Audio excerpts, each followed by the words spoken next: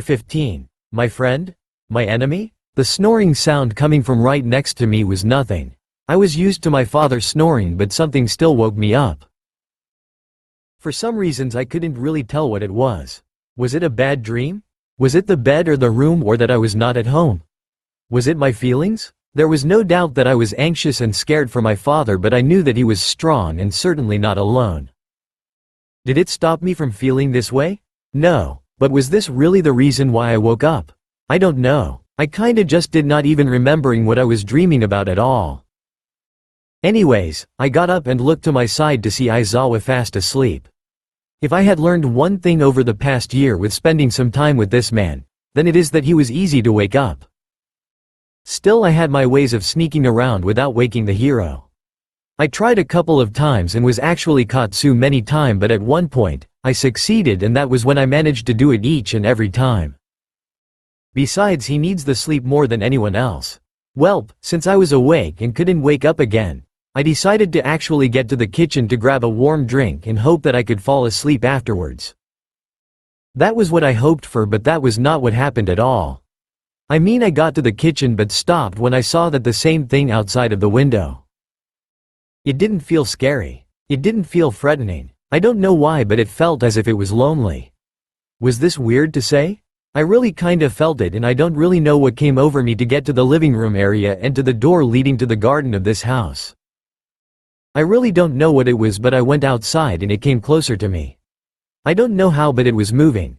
The roots, they were crawling like an octopus or a snake above the ground, and it was coming closer to me. Now that I could see it up close, I could see that it had eyes made out of wood. It completely existed out of wood, and it just felt warm and lonely. Was it weird that I started pitying it? I don't know. I really don't know, and I might be an idiot for doing this, but I got close to it and hugged it too. It didn't really take to be a genius to know what I did was a stupid thing to do, especially when this thing was not something anyone knew about. Still, I trusted my instincts and decided not to think at all. It was too late, and it was in the middle of the night for me to think straight anyways. Our hug was quite nice. It was definitely wood, but it had a flowery smell on it. The bark was not sharp at all, and when I looked up, I could see how it was looking at me as if it had just welcomed a child or a friend. Just someone very dear to them.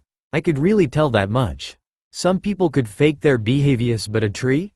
If it wanted to kill me, it could have done so all the time, so why wasn't it doing it?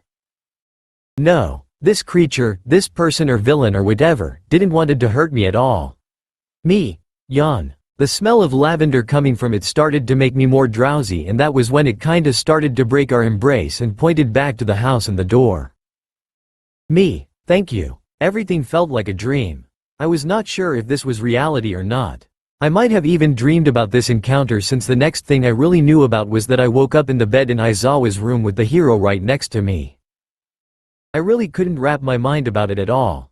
Besides that, it felt just too real for just a dream, but there were no traces of me going to the garden in the middle of the night, especially since it had rained and I must have gone out barefoot, but I was dry and no dirt could be found anywhere. The only thing that made me think that this was real in the morning was the small lavender flower bouquet right next to my cushion.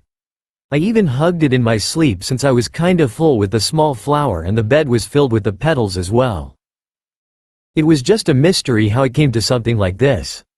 Aizawa was as clueless as me, but we both accepted it and even tried to trace the organ, since lavender is not something that was growing around the garden. Truly a mystery. Besides the fact that I was certainly not gonna tell anyone about the dreamlike encounter at all. All I would get from it would be some good yelling and some good talks with Aizawa, Sansa and my father. No one had to tell me that it was dangerous, but it didn't feel real to me. Okay. I didn't really realize it was real and not a dream at all. I was just too tired.